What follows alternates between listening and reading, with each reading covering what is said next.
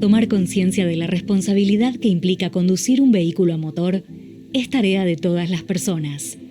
En una gran ciudad como Buenos Aires, debemos movernos de forma integrada y segura, independientemente del rol que ocupemos en el tránsito. Uno de los principales desafíos que afrontamos en la ciudad respecto del ordenamiento del tránsito y la seguridad vial es que en ella se realizan a diario más de 9 millones de viajes. Hoy, el 50% de la población mundial vive en ciudades y está proyectado que para 2050 sea el 87%. En este contexto, debemos repensar la forma en la que nos movemos y convivimos. Las calles deberían dejar de ser una red de vías rápidas destinadas a los autos, para convertirse en un espacio compartido de convivencia saludable entre todos los actores de la vía pública.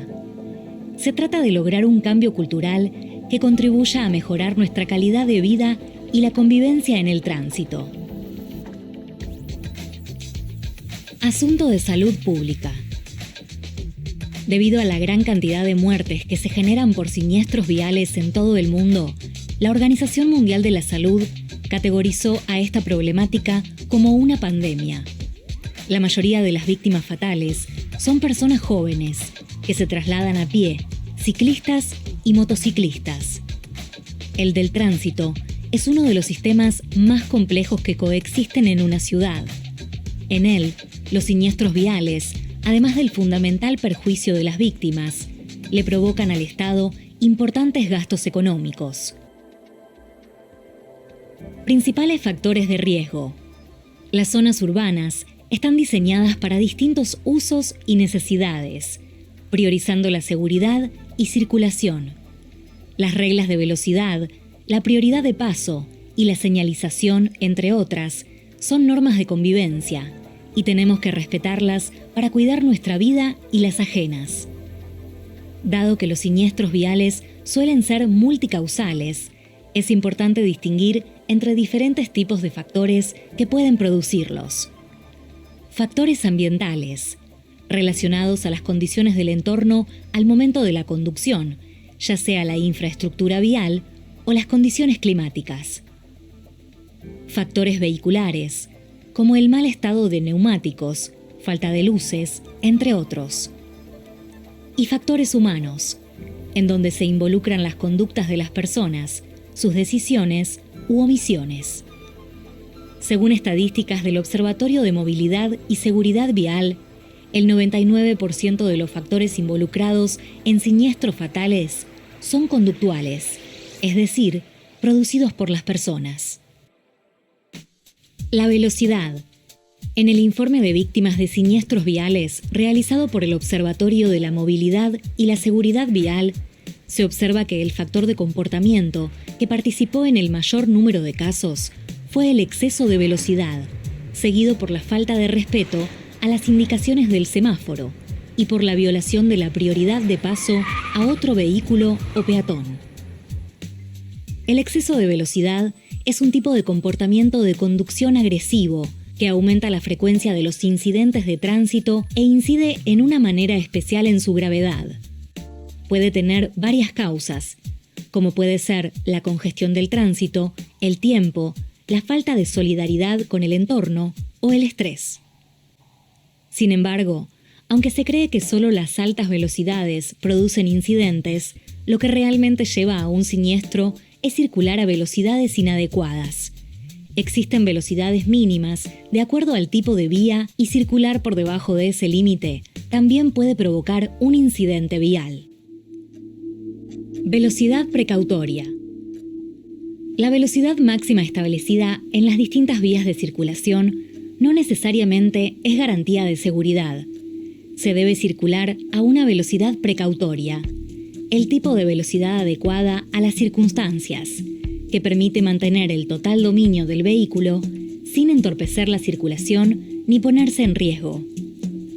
Esta velocidad debe tener en cuenta el estado del vehículo y su carga, la visibilidad, las condiciones de la arteria, el estado de la calzada, el clima y la densidad del tránsito, de modo que se pueda detener el vehículo antes de una colisión. distancia de detención y distancia de seguridad. Tener noción de la distancia que recorre un vehículo en determinado tiempo durante su frenado permite conocer el margen de maniobra con que se cuenta en caso de que surgiera un imprevisto. La distancia de detención es la suma de la distancia de reacción más la distancia de frenado. La primera determina cuánto tarda quien conduce en reaccionar y activar el freno. La segunda, cuánto tarda el vehículo en quedar detenido. La velocidad incide directamente en ambos. A mayor velocidad, mayor distancia de frenado y mayor distancia mínima de reacción. Sin embargo, no es el único factor a tener en cuenta. El estado psicofísico, la falta de sueño, la cantidad de alcohol en sangre, la visibilidad o las distracciones de la vía pública también influyen en el tiempo de reacción de la persona que conduce. Lo mismo sucede con el estado de los neumáticos, la suspensión, los frenos, el estado del pavimento, las condiciones meteorológicas y la carga transportada, que pueden modificar la distancia de frenado. La distancia de seguridad es la distancia prudencial mínima que debemos dejar con el vehículo que circula adelante para tener mayor margen de reacción y poder anticipar una situación de riesgo. La ley indica que la distancia mínima de seguridad entre vehículos debe ser de 2 segundos. ¿Y cómo calcular esta distancia de seguridad? Tomar un punto de referencia fijo como un semáforo. En el momento en que el vehículo que circula adelante pase por ese punto, se debe comenzar a contar desde 0.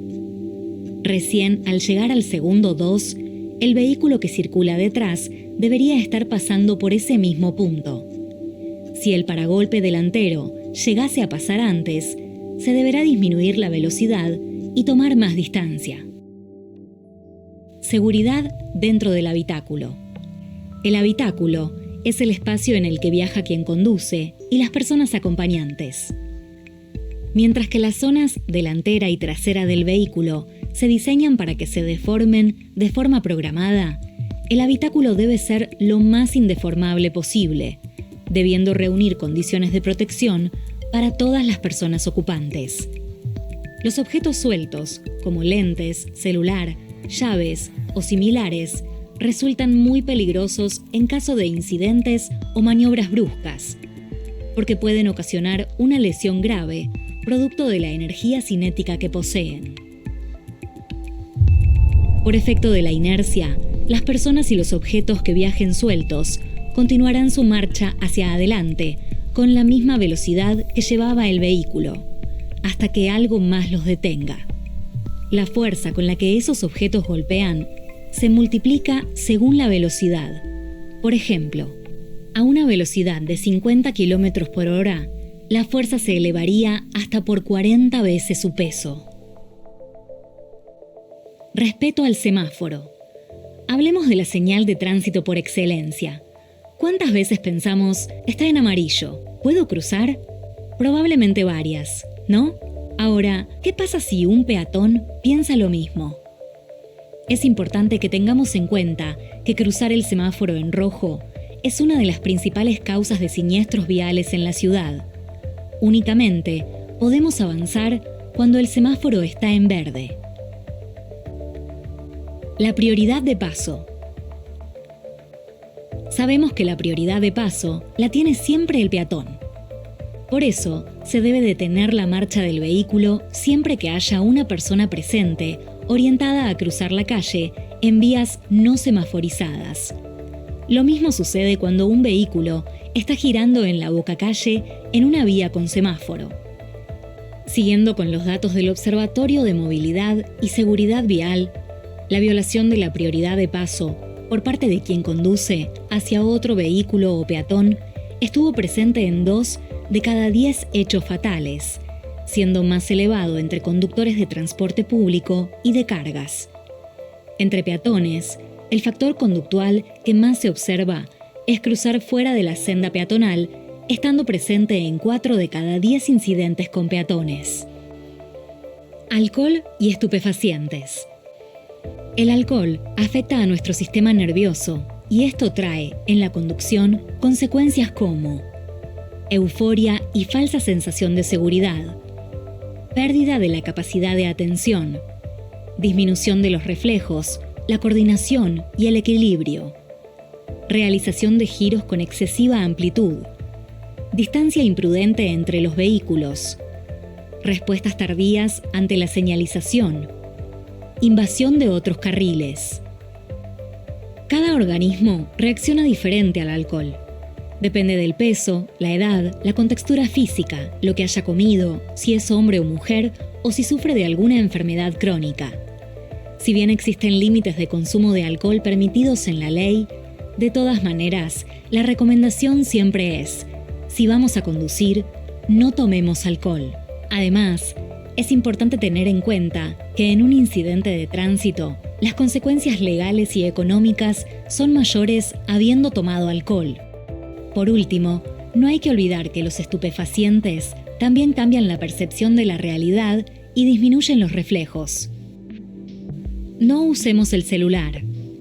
Creemos que contestar el teléfono lleva pocos segundos, pero no siempre se dimensiona lo que eso representa en términos viales. Por ejemplo, en un vehículo que circula a 40 km por hora, si la persona que conduce se distrae mirando su celular solo por 3 segundos, va a haber recorrido 33 metros a ciegas sin darse cuenta. Atender una llamada reduce hasta un 40% nuestra atención en el entorno, aunque usemos el altavoz. Si hay llamadas que no pueden esperar, actuemos con prudencia. Pongamos las balizas y detengámonos a un costado de la calle, en un lugar seguro. Antes de reiniciar la marcha, miremos a ambos lados. Puede que la conversación haya reducido nuestra atención por unos instantes. Por último, también hay que prestar especial atención a los peatones y ciclistas que circulan con celulares, ya que en esos casos los riesgos de incidentes aumentan notablemente. Prestemos atención. Siempre tenemos que mantenernos alerta a diferentes situaciones inesperadas. Prestar atención y mirar 2 veces antes de maniobrar puede prevenir un incidente. Comer o fumar también genera distracciones, así como también escuchar música a volúmenes muy altos. Las distracciones son una de las causas más frecuentes de incidentes viales. Siempre hay que tenerlas en cuenta, aun cuando sean de otras personas. Conducir requiere del 100% de nuestra atención y coordinación. La falta de sueño. No solo el alcohol y los estupefacientes afectan nuestros sentidos, también lo hace la falta de sueño. El sueño afecta a todos los sentidos, pero sobre todo a la vista. La visión se puede volver borrosa y pueden surgir deslumbramientos. Otros síntomas de cansancio son el pestañeo más lento de lo normal, dificultad para mantener la cabeza erguida, dolores de cuello y espalda o simplemente sentirse incómodo en el asiento. Pero hay otro factor del cansancio que también resulta extremadamente peligroso al volante, que son los denominados microsueños. Se tratan de lapsos de entre 2 a 5 segundos, en el que ocurre una pérdida de conciencia. Durante este lapso, nuestro nivel de reacción es nulo, y las posibilidades de provocar un siniestro fatal son muy altas. Por esta razón, expertos recomiendan tomar siestas no mayores a los 20 minutos, especialmente durante largos trayectos, para que quien conduce pueda tener un mejor ciclo de recuperación y así mantenga la concentración al volante. Diferencia entre incidente y accidente. Existe una gran diferencia entre incidente y accidente. Un incidente o siniestro es un hecho previsible, evitable, tiene responsables y es controlable, mientras que un accidente es algo que no podemos prevenir. Dañar a alguna persona por no respetar un semáforo, la prioridad peatonal o las velocidades establecidas es un claro ejemplo de un hecho fácilmente evitable. Si se puede evitar, no es un accidente, es un incidente. Es importante distinguirlos porque cuando llamamos accidente a un incidente, le quitamos responsabilidad y negligencia a su causante. El 90% de los siniestros viales son evitables, se deben a factores humanos. Una de las principales características del tránsito en nuestro país, en términos de seguridad vial, es la ambigüedad entre el saber y el hacer, entre la ley y la costumbre. En otras palabras, entre lo que sabemos que es correcto hacer y cómo efectivamente nos comportamos. Para movernos seguros por nuestra ciudad, es imprescindible un compromiso personal de cada uno de nosotros. No alcanza con tener una infraestructura vial adecuada, mecanismos de control eficientes o una legislación acorde para poder cumplir con las normas de tránsito. Sin nuestro compromiso ciudadano, no existe la seguridad vial. Las consecuencias de los incidentes de tránsito no se limitan a las víctimas humanas, sino que también repercuten en el ámbito económico y social.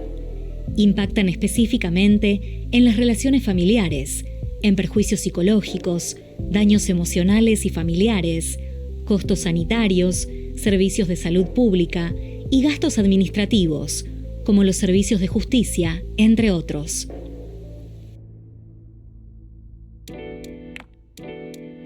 La conducción preventiva está conformada por aquellas conductas cautelosas que se adoptan al conducir y que contemplan la responsabilidad de los actos propios y las conductas ajenas de manera anticipada. En este tipo de conducción se analiza, piensa y se toma decisiones, haciendo de la misma una experiencia agradable y segura para la propia persona y para las demás, basándose en la premisa de anticiparse a todo, esperar todo, suponer todo. La imprudencia es el principal factor de riesgo del tránsito y consiste en correr riesgos evitables e innecesarios. La manera en que nos movemos puede contribuir a generar situaciones seguras o de riesgo, y esto depende de cada uno de nosotros y nosotras. El conductor preventivo lee lo que pasa en la vía y actúa en consecuencia.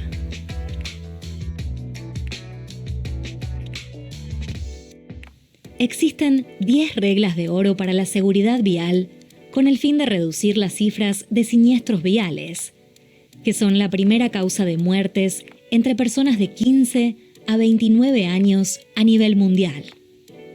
Usar siempre el cinturón, respetar las normas de circulación, cumplir con los límites de velocidad, revisar los neumáticos, manejar sobrio, proteger a niñas y niños, estar siempre alerta, detener el vehículo cuando sentimos cansancio, usar casco, tener en cuenta a la otra persona.